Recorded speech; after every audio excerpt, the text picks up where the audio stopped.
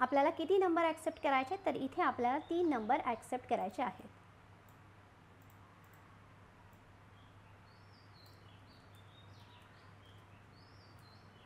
ते नंबर जे असणार आहेत ते आपल्या इंटिजरमध्ये घेऊ शकता तुम्ही, किंवा तुम्हाला हवं तर तुम्ही फ्लोटमधलेही 3 नंबर घेऊ शकता.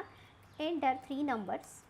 मग आता इंटिजरमधले मी 3 नंबर्स घेते. मग 3 नंबर्स आपल्या इंटिजरमध्ये असतील तर लिहिताना काय लिहिणार तुम्ही, पर्सेंटी पर्सेंटी पर्सेंटी %% of n1, %% of n2, %% of n3. 3 number आपण युजरकडनं ॲक्सेप्ट केलेत.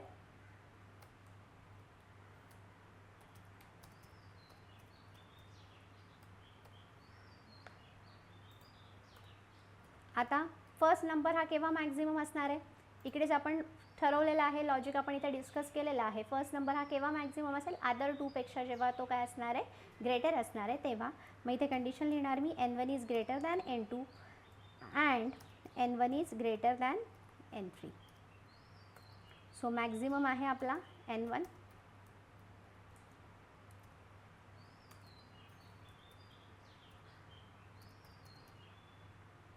किंवा मॅक्स इज इक्वल टू %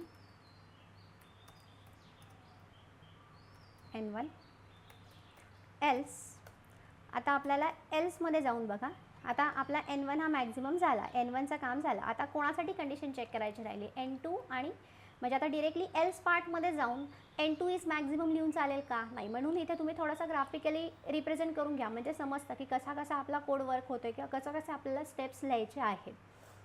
मग आता n2 डिरेक्टली हा इफ झाला, डिरेक्टली एल्समध्ये n2 मॅक्झिमम लिहिता येईल का, नाही. परत एल्समध्ये जाऊन n2 आणि n3मध्ये परत चेकिंग करायचं आहे ना आपल्याला. n2 आणि n3मध्ये जर चेकिंग करायचं असेल तर परत एल्समध्ये जाऊन आपल्याला चेकिंग कोणासाठी करावी लागेल, n2साठी. म्हणून परत एल्समध्ये जाऊन चेकिंग करायची. म्हणून इफ लिहिलं आहे n2 is greater than n3 and n2 is greater than n1 असेल तर printf maximum is equal to %. कोण असणार आहे मॅक्झिमम, तर मॅक्झिमम असणार आहे n2.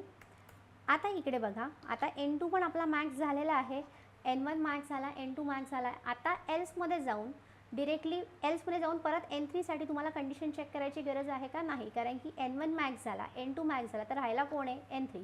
तर कोण मॅक्झिमम असणार आहे, तर आपला n3 हा काय असणार आहे, मॅक्झिमम. सो एल्समध्ये जाऊन मी आता कंडिशन चेक करत नाही, डिरेक्टली लिहिते. जी लास्ट कंडिशन आहे तिकडे तुम्ही डिरेक्टली स्टेटमेंट लिहू शकता, printf max is equal to % n3. त्यानंतर ब्रॅकेट क्लोज, कंपाईल करूयात, रन करूयात.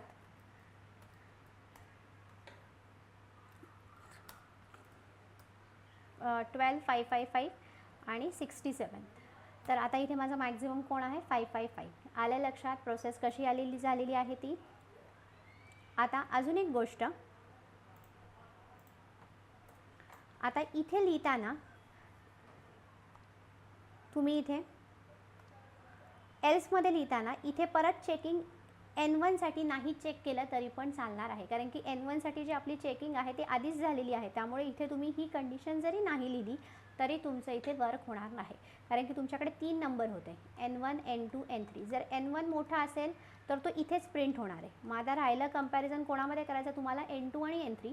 सो फक्त इथे तुम्ही n2 is greater than n3 एवढं जरी लिहिलं तरी पण चालणार आहे. परत तुम्हाला n2 is greater than n1 आहे की नाही हे चेक करायची इकडे गरज नाही. म्हणजे अजून तुमचं कंडिशन जे आपले चेकिंग आहे ते आपण इथे काय करतोय, कमी करतोय.